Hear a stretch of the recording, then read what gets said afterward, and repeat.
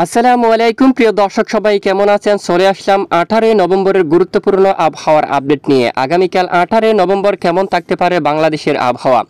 দেশের উত্তরাঞ্চল থেকে শুরু করে দক্ষিণাঞ্চল সহ পশ্চিমবঙ্গ এবং উত্তরবঙ্গ, আসাম, ত্রিপুরা এবং বাংলাদেশের 64 জেলার মধ্যে কোথাও বৃষ্টিপাতের আভাস রয়েছে কিনা দেখিয়ে দেওয়া হবে। এছাড়া ইতিমধ্যে দেশের বেশ কিছু এলাকায় হু হু করে তাপমাত্রা পারদ কিন্তু নামছে। কত ডিগ্রি সেলসিয়াসের করে তাপমাত্রা কিন্তু নামতে পারে। এছাড়া একেবারে দক্ষিণ বঙ্গোপসাগর বুকে এই মাসের শেষের দিকে, নভেম্বর মাসের শেষের দিকে মূলত 25 এবং 26 তারিখ নাগাদ একটি নিম্নচাপ সৃষ্টি হতে পারে, যে নিম্নচাপটি সরাসরি ঘূর্ণিঝড়ে রূপান্তরিত হতে পারে। এবং যদি ঘূর্ণিঝড়ে রূপান্তরিত হয়, এই ঘূর্ণিঝড় কোন দিকে যাবে? তো আবার কি বাংলার বুকে ধেয়ে আসছে ঘূর্ণিঝড়? কোন দিকে যেতে পারে ঘূর্ণিঝড়টি? তো আবহাওয়ার কতটুকু ভয়াবহ পরিস্থিতি তৈরি হতে পারে সম্পূর্ণ আপনাদেরকে ডিটেলস আকারে আমরা আলোচনা করব, আপনাদেরকে দেখিয়ে দেব। তো আশা করি আপনারা ভিডিওটি শেষ পর্যন্ত দেখবেন। আর ভালো লাগলে লাইক করবেন। সবার আগে গুরুত্বপূর্ণ আবহাওয়ার খবর পেতে চ্যানেলটি সাবস্ক্রাইব করে পাশের বেল বাটনে ক্লিক করে রাখবেন। আর আপনারা ভিডিওটি কোন জেলা থেকে লাইভ দেখছেন কমেন্ট করে জানিয়ে দিন। আর বর্তমান আমরা আবহাওয়ার পরিস্থিতি এখানে দেখতে পাচ্ছি, এই যে আবহাওয়ার মানচিত্রের মধ্যে ভারত মহাসাগর বুকে একটি শুক্রাণু শক্তিশালী ঘূর্ণিঝড় কিন্তু অবস্থান করছে। অতি ভয়াবহ, তীব্র ভয়াবহ। দেখুন, প্রচণ্ড গতি নিয়ে ধীরে ধীরে কিন্তু আগাচ্ছে এবং প্রচণ্ড গতি নিয়ে কিন্তু ঘুরতেছে। ভারত মহাসাগরে ভয়াবহ একেবারে শক্তিশালী একটি ঘূর্ণিঝড় কিন্তু অবস্থান করছে। দেখুন, একেবারে বিশাল বড় আকৃতি নিল এই ঘূর্ণিঝড়টি। তো এই ঘূর্ণিঝড় কিন্তু ভারত থেকেও কিন্তু অনেকটাই দূরে, একেবারে এটি আঘাত আনার কোনো সম্ভাবনা নেই। এখানে দক্ষিণ ভারতের উপর আঘাত আনার সম্ভাবনা নেই। আর দক্ষিণ বঙ্গোপসাগরে ভারী মেঘও কিন্তু রয়েছে, প্রচণ্ড মেঘের আনাগোনা কিন্তু চলমান রয়েছে, সাথে হালকা বিক্ষিপ্ত বৃষ্টিপাত কিন্তু হচ্ছে। এছাড়া মধ্য বঙ্গোপসাগরের পরিস্থিতি একেবারে স্বাভাবিক, কোনো ধরনের উত্তাল পরিস্থিতি এই মুহূর্তে নেই। বঙ্গোপসাগর কোনো ধরনের উত্তাল নেই। দেখুন, একেবারে স্বাভাবিক পরিস্থিতি এবং আকাশও কিন্তু মেঘলা নেই, একেবারে পরিষ্কার আকাশ। বর্ষাকালে দেশের কিছু কিছু এলাকায় কুয়াশা বেল্ট কিন্তু দেখা যায়, ঘন কুয়াশার চাদরে কিন্তু ঢাকা পড়ে। ইতিমধ্যে আকাশ বেশ কিছু এলাকায় পরিষ্কার। আজ সারাদিন গত কয়েকদিন ধরে দেশের কোথাও বৃষ্টিপাত হতে দেখা যায়নি। রংপুর থেকে শুরু করে ময়মনসিংহ বিভাগ, সিলেট বিভাগের সকল জেলায় আকাশ একেবারে পরিষ্কার রয়েছে। দেখুন, কুলাউড়া, মৌলভীবাজার, কামালগঞ্জ, তারপর হাবিগঞ্জ, বানিয়াচং আংশিক মেঘের আনাগোনা নিয়ে পরিষ্কার আকাশ। সিলেট, চরকাই, জাইন্তিয়াপুর এবং জাকিগঞ্জ সহ বেশিরভাগ এলাকায় কিন্তু আকাশ একেবারে পরিষ্কার রয়েছে। এবং ঢাকা বিভাগ সহ দেখুন, ফরিদপুর, মাদারীপুর, এখানে আকাশ পরিষ্কার রয়েছে, আপাতত বৃষ্টিপাত নেই। গত কিছুদিন আগে ব্যাপক বজ্রবিদ্যুৎ সহ বৃষ্টিপাত ছিল বাংলার বেশ কিছু অঞ্চল জুড়ে।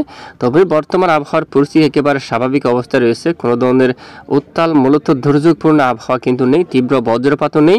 যদি কেউ বলে সেটি কিন্তু গৌজবে কিন্তু কাম দেবেন না, একেবারে পরিষ্কার আকাশ থাকার সম্ভাবনা। আগামী কয়েকদিনও দেশের উপর কোনোভাবে বৃষ্টিপাতের সতর্কতা কিন্তু ওটা আসেনি। আমরা বজ্রবাহী মুড়ে গিয়ে আপনাদেরকে দেখাচ্ছি একটু পরে, দেখুন আপনারা। এবং পশ্চিমবঙ্গেরও বেশ কিছু এলাকায় আকাশ একেবারে পরিষ্কার থাকতে পারে। পুরুলিয়া থেকে শুরু করে হুরা অঞ্চল, আর তারপর এদিকে বেলারামপুর, মুড়ি, একেবারে বেশ কিছু এলাকায় আকাশ পরিষ্কার থাকার সম্ভাবনা। আপাতত কোথাও বৃষ্টিবাহী মেঘ তৈরি হওয়ার সম্ভাবনা নেই। যদিও স্থানীয় মেঘ তৈরি হয়ে বৃষ্টিপাতের সম্ভাবনা তৈরি হয়, অবশ্যই আমরা জানাবো, নজর রাখবে। তো আপাতত আগামী 24 থেকে 48 ঘন্টার মধ্যে কোনো ধরনের বৃষ্টিপাতের সতর্কতা এই যে বৃষ্টিপাতের সতর্কতা কিন্তু ওটা আসেনি। তারপর আমরা সরাসরি বৃষ্টিবাহী মোড়ে যাচ্ছি, দেখাচ্ছি আপনাদেরকে। এদিকে দেখুন আপনারা, আগামীকাল সোমবার 18 নভেম্বরের আপডেটটা যদি আমরা একটু দেখি, একেবারে বাংলার মানচিত্রে বেশ কিছু এলাকায় আকাশ পরিষ্কার থাকবে, বৃষ্টিপাতের সম্ভাবনা নেই। তো দেখুন, আমরা সরাসরি ইতিমধ্যে বৃষ্টিবাহী মোড়ে চলে আসলাম। সোমবার 18 নভেম্বর, সোমবার 18 নভেম্বরের আকাশ বেশ কিছু অঞ্চলে পরিষ্কার থাকতে পারে, উত্তরাঞ্চলের আকাশও পরিষ্কার থাকতে পারে। দেখুন, রংপুর বিভাগের সকল জেলায় পরিষ্কার আকাশ থাকতে পারে। এদিকে রংপুর এবং এই যে এখানে দিনাজপুর, তারপর এদিকে দেখুন, এদিকে এই যে গাইবান্ধা এই এলাকার এখানে ঘোড়ার ঘাটের দিকে, তারপর লালমনিরহাট একেবারে দেখুন, এবং কুড়িগ্রাম, দিনহাটা, শীতলকুচি, জলঢাকা, দেবীগঞ্জ, বোদা, পঞ্চগড়, ঠাকুরগাঁও এবং পীরগঞ্জ সকল এলাকায় পরিষ্কার আকাশ থাকার সম্ভাবনা। এই যে আপাতত বৃষ্টিপাত হওয়ার তেমন সম্ভাবনা কিন্তু নেই। এবং তাপমাত্রা ধীরে ধীরে কিন্তু কিছুটা কমতে পারে। সঙ্গে ঠাকুরগাঁও জেলার দিকে 17 ডিগ্রি করে কিন্তু তাপমাত্রা নামবে এবং বুধা এই অঞ্চলে তাপমাত্রা পারে কিন্তু 17 ডিগ্রি কিন্তু নামতে পারে, পাশাপাশি পঞ্চগড়ে 18 পর্যন্ত তাপমাত্রা থাকতে পারে এবং রাতে অনেকটাই ঠান্ডা শীত কিন্তু অনুভব হতে পারে। বৃষ্টিপাত হওয়ার মতো সম্ভাবনা নেই, বা হলেও দু এক এলাকায় মেঘের আনাগোনা থাকতে পারে। আপাতত বৃষ্টিপাত হওয়ার মতো সম্ভাবনা কিন্তু এখানে কোনোভাবে দেখা যাচ্ছে না। এবং সঙ্গে উত্তরবঙ্গের আকাশে পরিষ্কার, তাপমাত্রা থাকতে পারে একই সঙ্গে দেখুন এই যে 14 ডিগ্রি সেলসিয়াসের গড়ে, এবং কোচবিহারেও এখানে কিন্তু 17 ডিগ্রি সেলসিয়াসের করে তাপমাত্রা থাকতে পারে। সঙ্গে দার্জিলিং সামান্য মেঘলা আকাশ থাকবে, তাপমাত্রা একেবারে 12 ডিগ্রি করে কিন্তু নামবে, সাথে আকাশ পরিষ্কার থাকতে পারে। বৃষ্টিপাতের তেমন সম্ভাবনা নেই, আংশিক মেঘের আনাগোনা থাকতে পারে। ভুটানে দেখুন এখানে তাপমাত্রা পারা একেবারে 0 আরও দেখুন। আর শিলং তাপমাত্রা একেবারে 10 ডিগ্রি ঘরে কিন্তু নামতে পারে। সঙ্গে আকাশ একেবারে পরিষ্কার রয়েছে, 24 ঘন্টায় বৃষ্টিপাত হওয়ার মতো তেমন সম্ভাবনা কিন্তু একেবারে নেই। একেবারে বৃষ্টিপাত হওয়ার তেমন সম্ভাবনা নেই। আর এদিকে ময়মনসিংহ বিভাগ একেবারে সকাল থেকে বিকেল বা রাত পর্যন্ত আগামী 24 ঘন্টার ম্যাপটা যদি আমরা লাইভ ট্রেক করে দেখি, বৃষ্টিপাত হওয়ার মতো তেমন সম্ভাবনা একেবারে নেই। এই যে দেখুন, সঙ্গে তাপমাত্রাটা যদি আমরা একটু দেখি, তাপমাত্রা পারা থাকতে পারে 16 ডিগ্রি করে। এখানে দেখুন ময়মনসিংহ এবং ফুলপুর, নেত্রীগুনা এখানে 16-17 ঘরে কিন্তু তাপমাত্রা অবস্থান করতে পারে।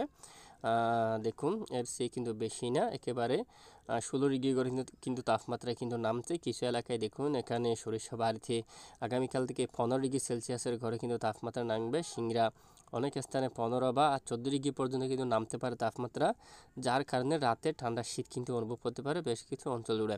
এবং দেখুন কোথাও মেঘলা আকাশের সম্ভাবনা নেই বা বৃষ্টিপাতের সম্ভাবনা নেই। সিলেট বিভাগের দিকে নজর করুন, এদিকে ছরকাই, জাকিগঞ্জ, তারপর ভরলেখা, কুলাউড়া, বালাগঞ্জ সহ আগামী 24 থেকে 48 ঘন্টায় পরিষ্কার আকাশ এই যে পরিষ্কার আকাশ থাকার সম্ভাবনা।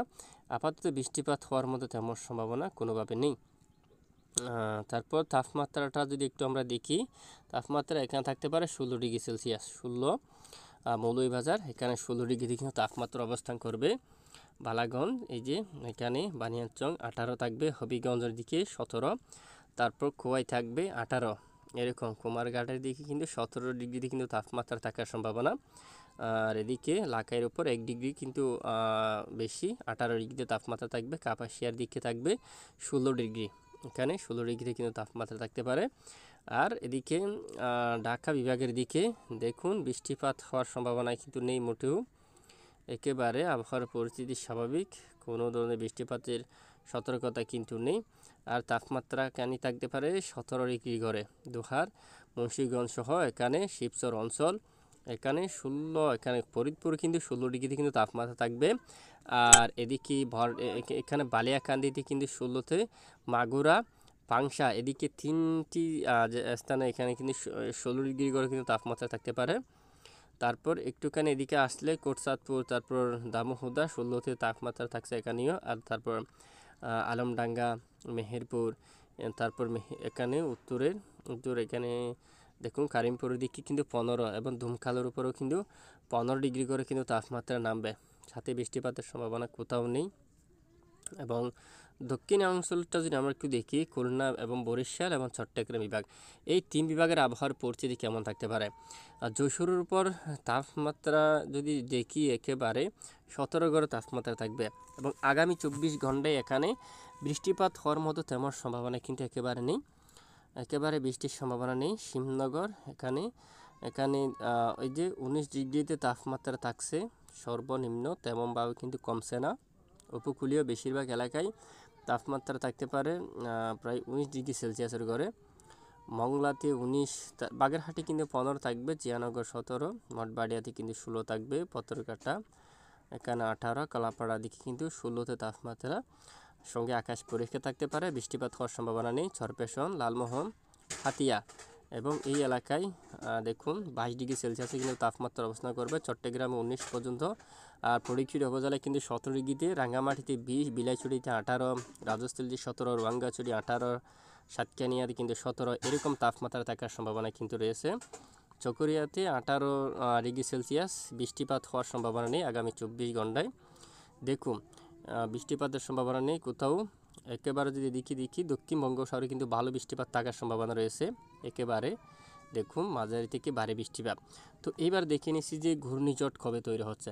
এই যে মাসের শেষের দিকে একেবারে 25 তারিখ নাগাদ ঘূর্ণাবর্ত বা নিম্নচাপ সৃষ্টি, 24 তারিখ নাগাদ দেখুন এখানে ঘূর্ণাবর্ত, এরপরে 25 তারিখ সোমবার নিম্নচাপ সৃষ্টি, এরপরে ঘূর্ণিঝড়ে রূপান্তরিত হচ্ছে এবং সরাসরি আবহাওয়ার ইউরোপিয়ান মডেলের রিপোর্ট অনুযায়ী ঘূর্ণিঝড়টি ধীরে ধীরে পশ্চিম দিকে অগ্রসর হইয়া এখানে পুদুচেরি, চেন্নাই এই অঞ্চল দিয়ে আঘাত করারও কিন্তু প্রবল সম্ভাবনা, অথবা এখান থেকে বাঘ নিয়ে উড়িষ্যা এলাকায় কিন্তু আসার সম্ভাবনা দেখা যাক। তবে দক্ষিণ ভারতের উপর আঘাত আনার সম্ভাবনা একটু বেশি।